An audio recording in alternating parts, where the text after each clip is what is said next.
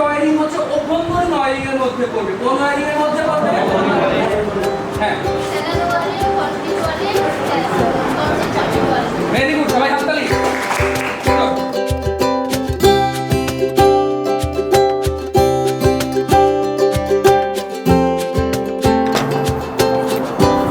আসসালামু আলাইকুম, আমি আনান। আমি এই কোর্সে ভর্তি হয়েছি নিজেকে আর্থিকভাবে উন্নতি লাভ করার জন্য, এবং আমি ছোটোকাল থেকে দেখেছি আমার বাবা এই কাজ করতো। সেখান থেকে অনুপ্রাণিত হয়ে আমি ইলেকট্রিক্যাল ইনস্টলেশন অ্যান্ড মেনটেন্যান্স এই কোর্সে ভর্তি হয়েছি।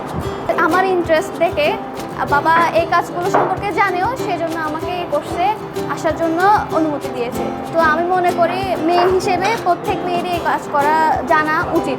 ইলেকট্রিক্যাল এই কোর্সটি ছেলে মেয়ে উভয়ের জন্যই সমান, আর কাজের দিক দিয়ে ছেলে মেয়ে ভেদাভেদ করা একদমই উচিত নয়।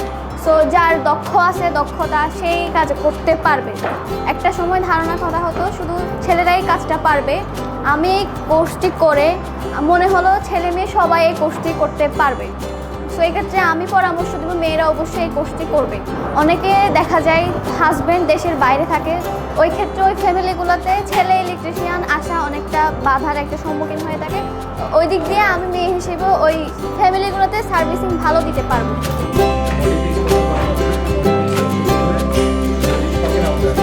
ইতিমধ্যে আমাদের 3 মাস কোর্স হয়ে গেছে, এখন হচ্ছে ইন্ডাস্ট্রিয়াল অ্যাটাচমেন্ট। তো অ্যাটাচমেন্টের জন্য আমরা বিল্ডিং ডিজাইন একটা কনস্ট্রাকশন কোম্পানিতে পাঠাচ্ছি। সেখানে তারা ইলেকট্রিক্যাল, হাউস ওয়ারিংয়ের অল এভরিথিং বিষয়গুলো ছোট থেকে শেষ পর্যন্ত শেষ করে তারা আমাদের কোর্স শেষ করে তারা অবশ্যই ইন্ডাস্ট্রিতে যেতে পারবে এবং কক্সবাজার বিভিন্ন হোটেলে কাজ করবে। আশা করি তারা কখনো বসে থাকবে না। তাদের মঙ্গল কামনা করছি।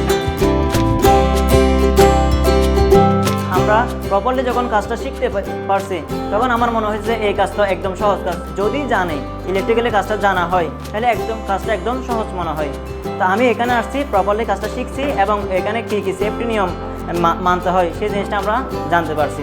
আমরা এই কোর্সটা করার কারণে আমরা ইলেকট্রিশিয়ান যে হয়েছি, সেটা একটা আমরা গভর্নমেন্ট থেকে একটা সার্টিফিকেট পাবো। যদি কোনো সময় আমাদেরকে কোনো একজন এসে বলে তুমি যে ইলেকট্রিক্যাল কাজ করতেছো সেটা কোথায় শিখছো, আমরা সার্টিফিকেট শুরু করতে পারবো, এবং কাজ তো আমরা পারি।